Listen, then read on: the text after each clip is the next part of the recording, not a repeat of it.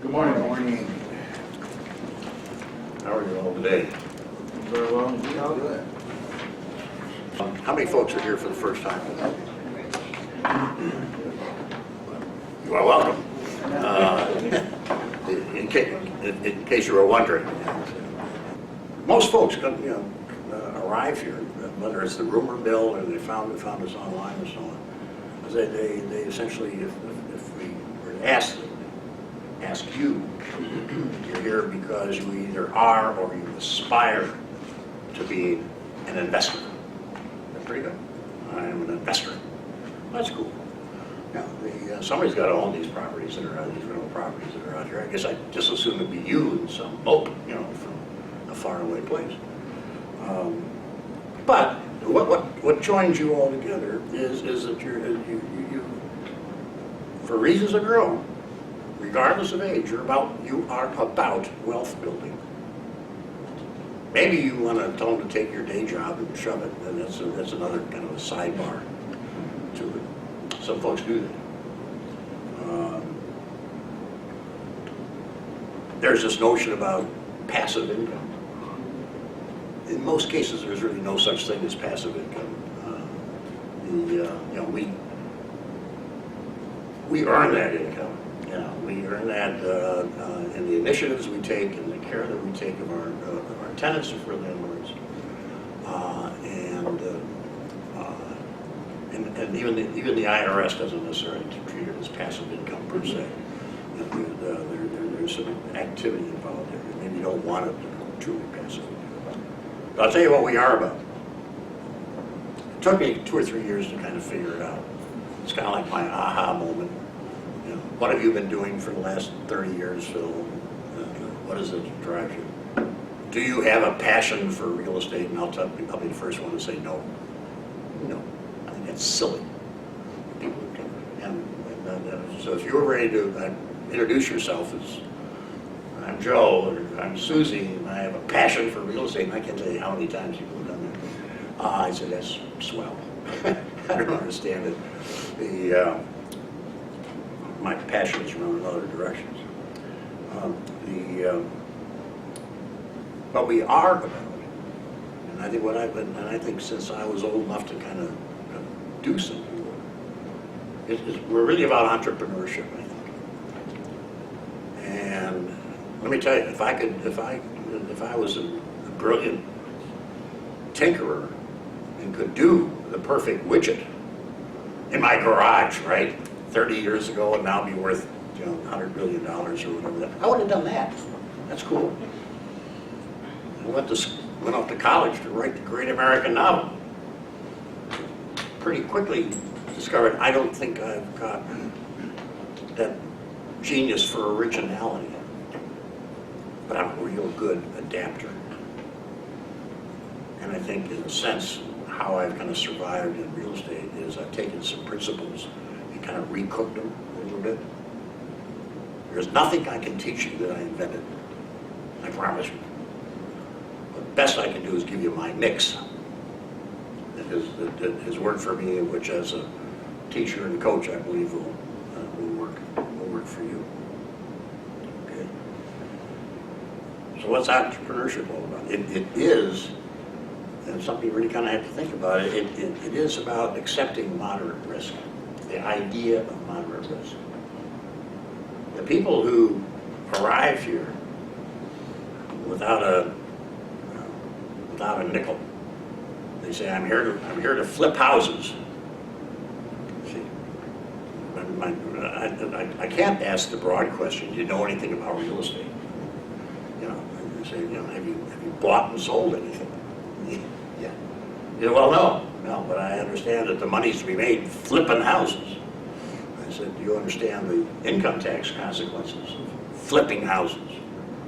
Well, what does that have to do with it? Well, it means, first of all, you are going to pay taxes on your profits. And secondly, as a flipper, you're going to pay taxes just like these working stiffs in the room at the rate of 35 or 40%. So you're going to pay twice as much in taxes as the person who keeps their property as a landlord. So, and do you know anything about housing technology? Do you know anything about comps? None of that goes by. So that's not entrepreneurship. That's a roll of the dice. And maybe if they get themselves into finding some properties, maybe that's riverboat gambling. Because if they do it wrong, they can end up being sanctioned by the state of Illinois for $25,000 a pop. Because they violated real estate brokerage regulations and so forth. Well, I don't understand that. You know, they don't want to be a real estate broker because you have to take courses and pass a test. So they want to flip.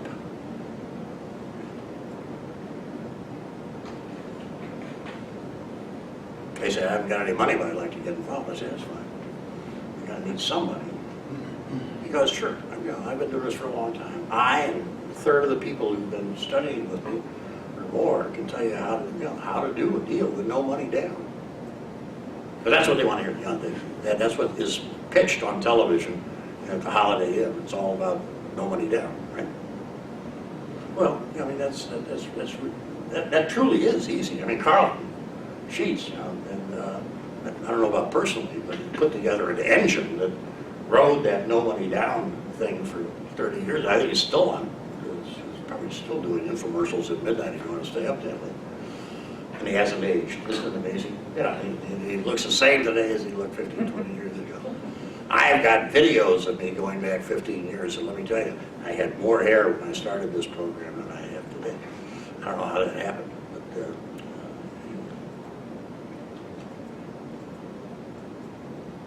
I had no money when I did my first deals in Hyde Park.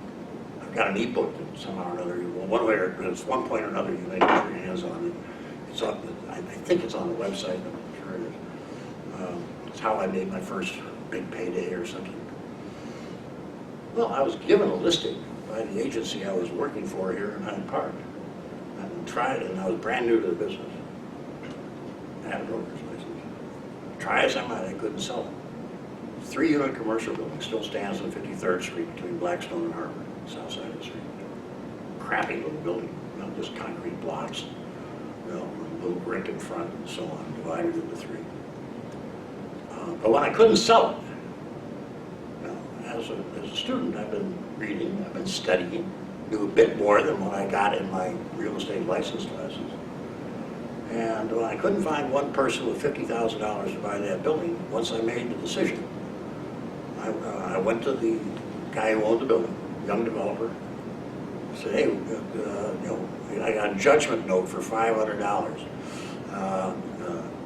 Will that do as earnest money for 60 days to buy this place? In other words, I got contract rights. When I had the contract rights, I went to an attorney I knew socially in the neighborhood. I said, I'd like to do a limited partnership. Today it would have been an LLC. And put together a little 4-page photo reduced on Xerox. Won't do that anymore. With runouts on it and so forth. And it took me between a week and 10 days to find 10 people who happily popped with $5,000. So I got the commission for that. I got a $5,000 fee from the partnership for having packaged the deal. I got management fees for about 3 years. And then we sold the building and I got another commission. I did that on the strength of a judgment note. And my guess is if I failed to meet the expectation, it would have, just forget it, Phil. Yeah. Well, what was the difference? That was a no money down deal.